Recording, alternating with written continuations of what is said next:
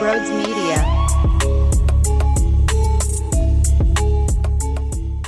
We all understand that Drew Lock blows, right? He sucks. That guy is an embarrassment. And you just got toasted by him. 92 yards.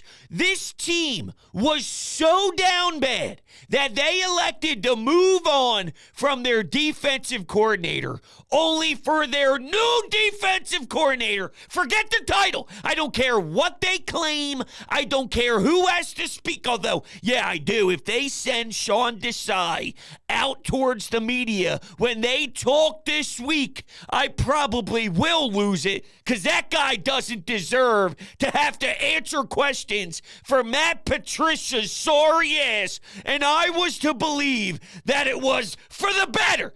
I was to believe that there's no problem with making that switch. Yeah, there is a fucking problem, because now you wasted all your bullets. Now what? Now what? What are you going to do now? You used one of the last bullets in the chamber, and it wasn't even worth it. It wasn't even time. And the new man in charge just allowed Drew Lock, the backup quarterback, to destroy you with DK Metcalf, 92 yards. And this is after Pete Carroll fucks up the timeouts, which then allowed Nick Sirianni to challenge a play where Jalen Carter gets a sack, which removed potentially 4 points off the board for Seattle. But it worked out for them anyway. All right, the guy just has, I guess, so much damn poise against this defense, because everybody does.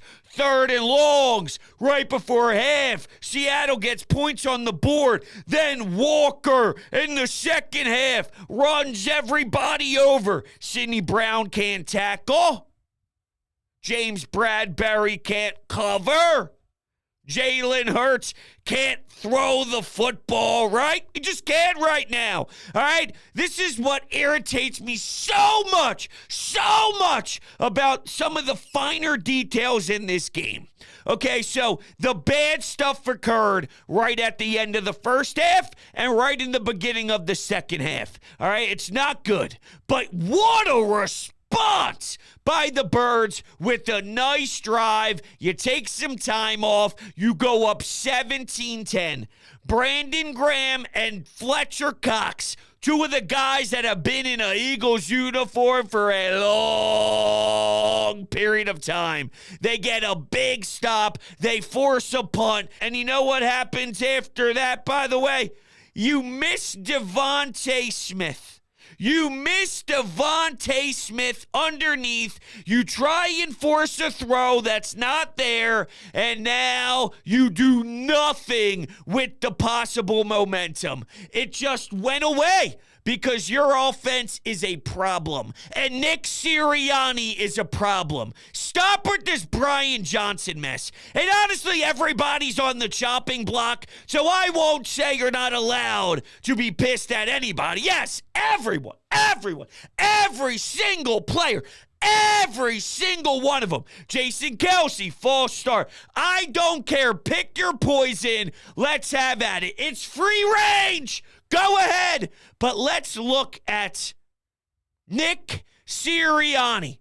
Because if you think it's all on the offensive play calls only, well, then you're letting Nick Sirianni off the hook. He's the head coach of this football team, and they are spiraling out of control. That is the main person of blame. And if you want to start going up the chain, then yes, even Howie Roseman, because that defense is put together with Scotch tape, and it's because of lacking awareness with certain positions, which then forces you to be here. I said it before, and I'll say it again. Shane Steichen letting go Shaq Leonard.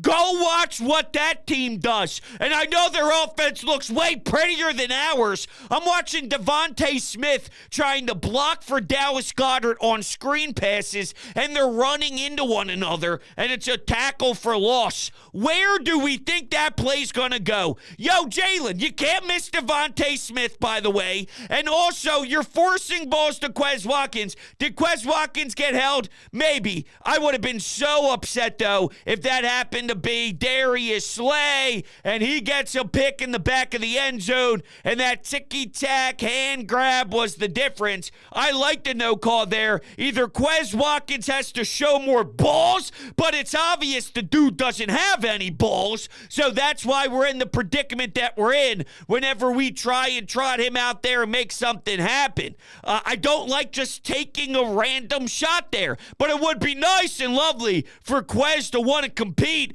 for Quez to, I don't know, do anything, but let that guy catch the ball, which is in the end zone, could have been a touchdown for us. This team is horrible right now. I told you it made no sense that you change your DC. Teams who do that at this stage. I love this, right? Let's go back and do some research. Oh, well, the Baltimore Ravens won the Super Bowl. Shut up. I don't give a damn because this team will not win one as currently constructed because they don't have any swagger. And Matt Patricia is a loser. He doesn't work. It is so bad. And to think that there were some out there fooled, but it's not Desai. First off, Desai against the Dolphins. Desai in the second half against the Kansas City Chiefs.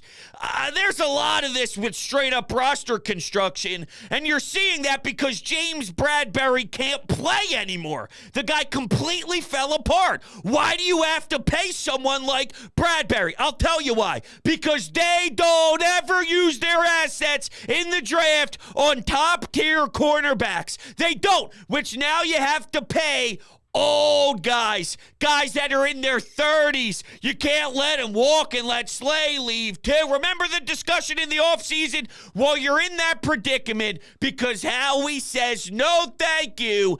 I don't feel like drafting there. What we'll do, we'll have a crapshoot, all right? What we'll do is we'll draft all these big names in college in the 4th round. Maybe we'll sign some that are undrafted and pray that one of them hits. So here's Ringo. Here's Job. Guess what? You know what that defense gets you?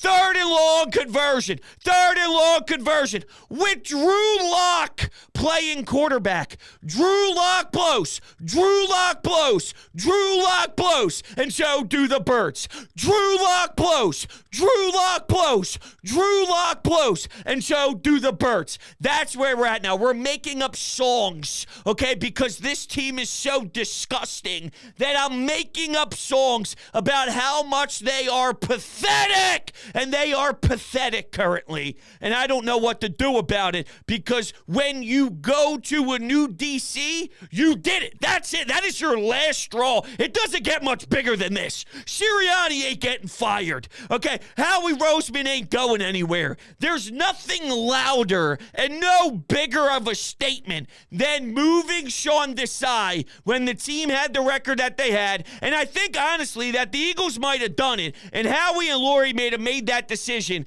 because automatically your defense will be better considering you're not playing Kyle Shanahan. You're not playing some of the top teams. Dak Prescott this year, before we just saw the last game against Buffalo, Dak Prescott's in the top of the MVP conversation and one of the favorites, right? You're not seeing that. Oh, well, we're going on the road. Possibly we see a Drew Lock. Oh, did that backfire, Howie? What a disaster. But I can't say I'm surprised. I saw the writing on the wall. They were broken. That's why over the last 2 weeks, when you date back to San Fran, a real team would never. It would never happen in a billion years. If you were a real team, you let them come to your house and push you around. Man, they beat you the fuck up. They broke you into pieces and everybody saw it. And now we're watching the free fall. You knew. Well, bro, you got to relax. It's just one football game. When you get knocked down, you got to get back up. Yeah, unless you can't get back up. And I'm stunned to be saying this about Jalen Hurts because the kid is full of confidence and full of that swag. And it's not just illness, okay? It didn't look that way just because he didn't feel healthy and he had a little bit of some really intense sniffles and had to fly separately from his team. We've seen this out of Jalen Hurts for a little bit of time this year. Hasn't seen the field very well. We need to execute too. As much as it starts with Nick Sirianni. And I hope Nick is ready. All right. Your cute little plant story. It's hard to do that again. Tommy DeVito. What do you think he's going to do to this defense? I mean, seriously. Is that for real? Is that for real? Did we watch that? We did. We watched it. This was my daughter's first Eagles game. God forbid. Man, she got thrown right into the thick of it, huh? Hey, Daddy, yeah? Yeah, this is what I signed you up for, and you can't escape it. It's in our blood. I'm sorry. I'm starting to feel so guilty to even set her up, but I can't not. Okay, I can't not. I have to. It's religion here. It's what you do. You have sex, you have a baby, they become an Eagles fan. I even was whispering to her, remember that these games will dictate your week. These games control your life. My wife's laughing. It's the damn truth. Look at me. Look at me. It's midnight. My house is quiet as hell. My mother-in-law staying in our house for a couple of days here as the daughter just got back. She's helping us out. Couldn't be more thankful for that. You know how quiet it is upstairs? I got to ask her tomorrow because I got to think that she thinks I'm nuts. Just nuts because I'm losing my mind because this team is so bad. They are so bad. How did they get this way? Sure, a few drives were okay. You start the game off and you go for a 10. Okay, here's the breakdown of the 15 plays, 75 yards, over 8-minute drive to go up 7-0. 10 rushes and 5 passes. You get a beautiful tackle on 3rd and 9 by your Eagles defense. A good tackle by Roby, but there was also a false start. So, obviously, a team that's not very talented in the Seattle Seahawks will make mistakes, and they had some penalties. But the Eagles, and they go 3-0, and then the Eagles defense. Oh, man. Anyway.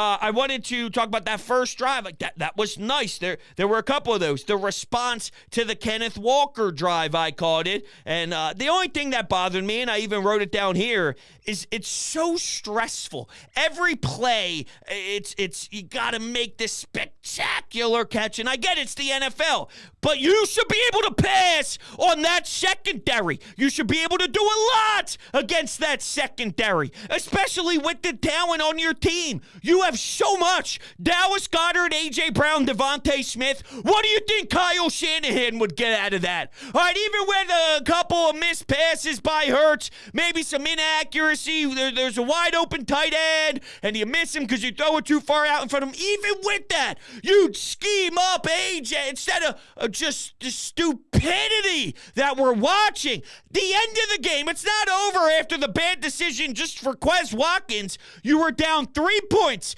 Jake Elliott has stones. Jake Elliott has a leg made out of steel. He could kick it from 80 yards. At least I'm willing to give it a damn try because instead I'd be seeing screens that fail and they end up being a tackle for loss for 3 yards. So I'm done with it. I'm done with it. But what are we doing jacking it up where the ball gets picked before the game ends?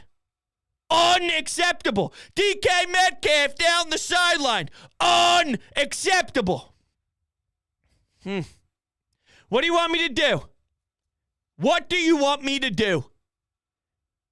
You know, I tried to process my thoughts before this all even started. I said, relax, take a few deep breaths.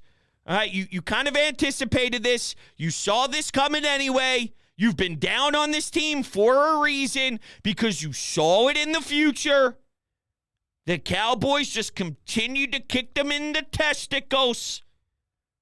So why? Why get upset? It's a great question. It's a great question, and I'm trying to find the answer. I care too much? Is that it? I care too much? I can't wait to hear Nick Sirianni postgame. Nick Sirianni says he will not consider making any changes in regards to offensive play calling. Well, that doesn't mean shit. That doesn't mean a damn thing. You said that a couple days ago, and now Sean Desai is upstairs, and I'm seeing the broadcast throw it up, him up on the booth. I mean, come on. That's laughable. Nothing they say right now means anything because Jeffrey Lurie and Howie Roseman will do whatever they want to do. But I don't know how much you can do anymore because you already accepted that you hit the panic button. And when you hit the panic button, you can't hit the panic button 5 times. Once the panic is already there, then the message is sent throughout and then the panic is off. You set it off. The alarm went off. And once it went off, this is now the repercussions. So the organization screwed up by their prior decisions. That's how I see it. It wasn't about Matt Patricia being better, being worse. I mean, you hold DK Metcalf sometimes to a little bit of some quietness. It wasn't all bad. But guess what? None of it matters at all when Drew Lock goes 92 yards, when the head coach already messed up their timeouts. You can't have that happen. That guy is not good. He's actually awful. He doesn't win football games. Neither does this Seattle team. And for some reason, that organization will cause the Eagles problems for the length of time, for the history of human life. Okay, I won't even be surprised if when we get to robots even reference in the year 4053, when we're extinct, we don't even exist anymore. The robots go, yo. Remember that Eagles team? Remember when the panic set in? Because they stepped in and moved Sean Desai. Not that Sean Desai's good. That's the problem is he's not good. And this is probably an upgrade. But you think about that. It's probably an upgrade. But remember when Drew Lock toasted the pencil, Matt Patricia. It's so tragic. All right, what else did we get from Nick Sirianni? Oh, Twitter, or X I should call it, is having a lot of fun tonight. They are desperate. It reeks of desperation. And that's perfect because I heard Ike this afternoon, and I think Ike is tremendous, and I do agree with a lot of his takes. I'd say 90% of the time I'm on the same side as Ike. But one of the reasons he brought up the whole, why is this such a big deal that Matt Patricia is now play calling? If the offense have done it in years past where Sirianni started off doing it, went to Shane Steichen, if things are sort of hitting a wall, why not? And why is this any different? Just because it's on the defensive side? Just because the head coach, I don't know, there's something that's a little more open arms if it's your head coach, removing himself, being more of a CEO, letting an OC do it. I don't know, just maybe because that sounds more appealing. Okay. Why it's different is because this reeks desperation. Looking for a spark in your offense, whether it's the same thing or not, because in theory it does sound like it's the same, but we don't perceive it the same. And public perception matters. And you can tell because the public perception of this team is they're a disaster. Kind of smells that way in the room too. If there was one game where you can shut it all down, all right, and you can forget about the talking heads and NFL Network and David Carr and you name it, your sister, your mother, your father, it doesn't matter. Why did I turn into Tony DeVito's agent there? God bless your soul. I got no clue what's happening tonight. I don't know what I'm saying. I have no idea how this is going down. But I do know that if you are one of the opposing teams and you see this Eagles team right now, you go, that's a dub. Oh, we got this team. Oh, we're hitting them at the perfect time of their schedule when they're collapsing heading into the playoffs. Yo, Nick, you gonna do something about it? Wave the pom-poms. Try and get this team sports. I always thought that part of his coaching was fraudulent, and we'll see. But if there was one team to finally go out and just play good ball, I don't know how it's not Seattle. This version of Seattle. Don't the fans, and it's loud me. Don't pretend like just because, and look at me, I can't even process anything. But don't think that just because they're on the road and it's Seattle, big, bad, tough Seattle, that's enough. With Drew Lock, not prime Russell Wilson, not prime Marshawn Lynch, Drew Lock. Can't happen. Cannot happen. All right, what can happen is you utilizing Manscaped. That's right. Santa baby, the season for a fresh cut is finally here with the sponsor of today's show. That's Manscaped. The leaders in below-the-waist grooming have just launched their 5th generation lawnmower to help you avoid another silent night in the bedroom this year. Take care of your special snowflake with Manscaped and watch your South Pole shine like never before. Get the best stocking stuffer of all by going to Manscaped.com and using code BROADS20 for 20% plus free shipping. That's right, Mrs. Claus will thank you. What could be better than giving the gift of good hygiene and a few laughs, starting with the Lawnmower 5.0 Ultra? This is the crown jewel of the holiday, and I dare say that it's the best ball trimmer of all time. The electric razor's advanced skin-safe technology is a lifesaver and known for reducing nicks and cuts on the Santa sack. But the fun doesn't stop there. Anybody in the family of too much scruff? Look no further than Manscaped Beard Hedger Pro Kit and the Handyman Electric Face Shaver for all the facial hair needs. The Weed Whacker 2.0 Nose and Hair Trimmer. There's Boxers. The Shears 3.0 Nail Grooming Kit. Get 20% off and free shipping with the code BROADS20 at Manscaped.com. That's 20% off with free shipping at Manscaped.com and use code BROADS20. Say ho, ho, ho to a well-groomed mistletoe with Manscaped. Okay. To the phones we go. Shall we? Okay. Are you kidding me? I called in earlier bitching about how soft this secondary was. I don't know which call you're going to use. I don't know if you're going to even use this fucking call. Are you fucking kidding me? Are you kidding me with that fucking ball? Are you kidding me with Drew Lock burning Bradbury? He actually played a decent game today, and he gets cooked on the last fucking play. This team is sorry as shit. They have no heart. They are not going to any Super Bowl game. They'll be lucky if they even make it past the Lions. This team is awful. This team is absolutely brutal. I don't care who's calling the offense. I don't care who's calling the defense. This team is sorry as fuck. This team is awful. The fact that we just blew that game is so embarrassing on Monday Night Football. I cannot believe that we just lost that game. I can't believe it. Absolutely brutal. There's no shot. We're getting the ball with 28 seconds left and we don't even have a shot.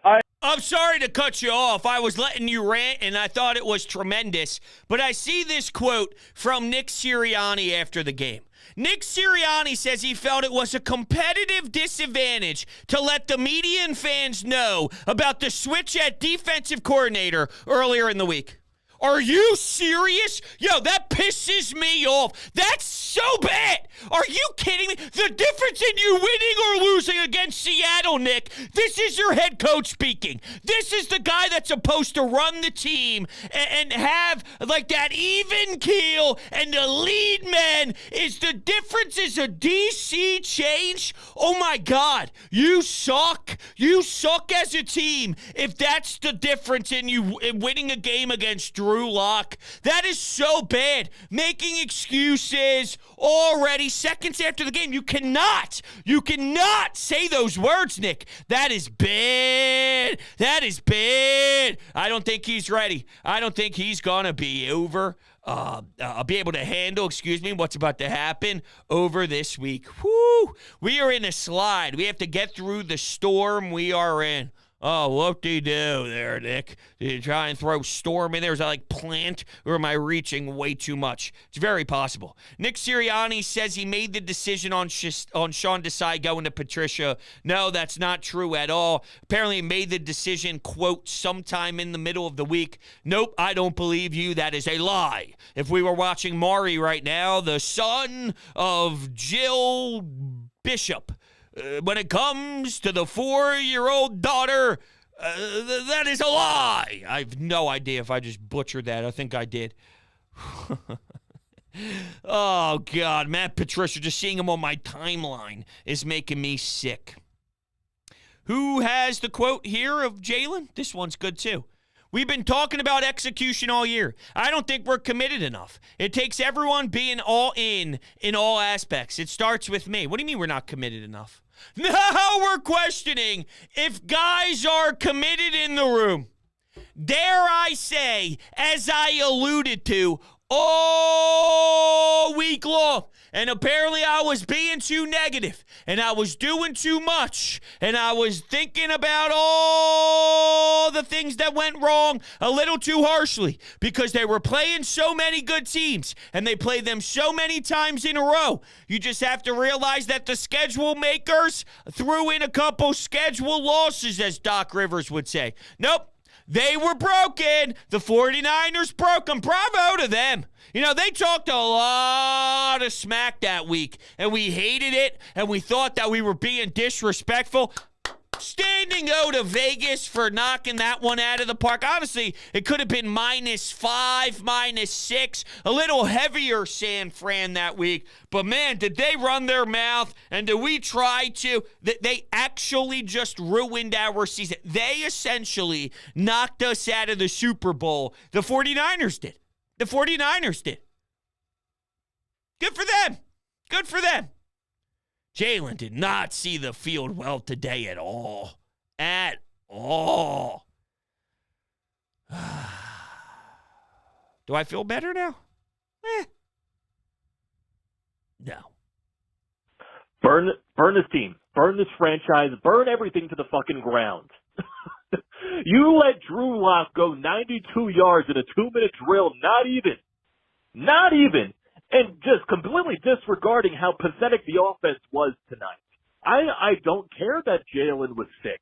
If you're playing, you're good enough to go. Why the fuck are we taking a fucking home run shot to Quez Watkins up 4 with 8 minutes left? Why is that the play design? Why? Jalen was fucking awful tonight. He was. And if we're talking about this offensive game plan and everything like that, I don't know what Nick Sirianni is drawing up, because it's the same shit every week. Oh, you have a beautiful opening drive to start the game, and then the offense stalls out for basically the rest of the game. They maybe had one good drive the rest of the game because this offense is pathetic. There's no reason this offense should be this bad. There's really no reason this offense should be this bad. There's way too much offensive talent for this offense to be this bad. It's Nick Sirianni. Can we please start pointing the blame where it is deserved? He has no creativity in the offense. Stop blaming Brian Johnson for what Nick Sirianni is at fault for. Brian Johnson is just doing what Nick Sirianni wants to do. Nick Sirianni is the head of the entire offense. And if you, for some reason, want to look at Brian Johnson instead, then what can Nick Sirianni do for you to be angry with him? Because the job of a head coach is more than just wave damn pom-poms. And if that is the case, and if that is his job, let's say like that is the case, meaning that's what you think he does do, and that's this team's identity. So that's how you have to judge Sirianni. Well, it ain't working, so then start putting him on blast. There's no way he goes unscathed here. It can't happen. I won't allow it to happen. He's public enemy number one and deserves to be, because when it goes so awful like this, the guy who's in charge, I'm at Howie and Nick. That's where I'm at. I'm at Howie, Roseman, and Nick. That's how much we have fallen. So kudos to you, 49ers fans, because you did this to us, and you did it bad. You did it bad. This is hurting. This is so painful. Congratulations. You got exactly what you want. I'm sure it's satisfying. I know I'd be satisfied if I did this to them. Bro, the decision-making on this team is ridiculous. I don't understand the play calls. Even with, you got a chance, 12, 13 yards to get it in range for Elliott, and you make a play like that. I just don't understand it, the calls. And I don't see the difference with Patricia being in there. He was with Belichick in New England. And Tom Brady. And he didn't do well in Detroit. Tom Brady. So I don't think he's that much better defensively as an improvement. He's not. He's not. Howie Roseman already leaked info earlier last 2 weeks saying we got the last crack at it. But the embarrassing part is in saying the last crack at it, meaning that they got the last chance to hire some of the coordinators because they knew they were going to step in and force Sean Desai out of there. So they were getting out in front of it early just to sprinkle it in. Their backup plan in case that went wrong was to bring in Matt Patricia and possibly have him be that guy. That's part of what it's like a security blanket move. Remember, Slay was angry. They talked it out, apparently. They put it up on the website. Then they removed it. Something like that. Someone who's been around for a while. They become a consultant or whatever the label is, and they get this crap label to their name, and they're hanging around the NovaCare complex. Those are security blankets. That's what they elected to go with, just in case. Hey, we have this in our back pocket. That's Matt Patricia. That's how they viewed Matt Patricia. Okay. You suck. Thank you guys all so much for hanging out with me. Before I let you go, my friends over at TickPick gets you $10 off for your purchase when buying event tickets. So it could be concerts, games, you name it. If you click the link down below in the description, you will get $10 off your purchase, and they have the best prices guaranteed. Their ticket prices will beat any of the major competing marketplaces. So they're so confident about it, they guarantee it. If you find the same seats elsewhere at a better price than TickPick, you get 110% of the price difference in form of TickPick credit. And also there's upfront pricing. So no more doing the math in your head to prepare for how much extra you plan on spending on top of the listed price on other sites, because the price you see on TickPick is the price that you pay, period, end of story. Make sure you click the link down below and get yourself into the TickPick family. I love you guys to death. We'll be talking soon. I promise you that.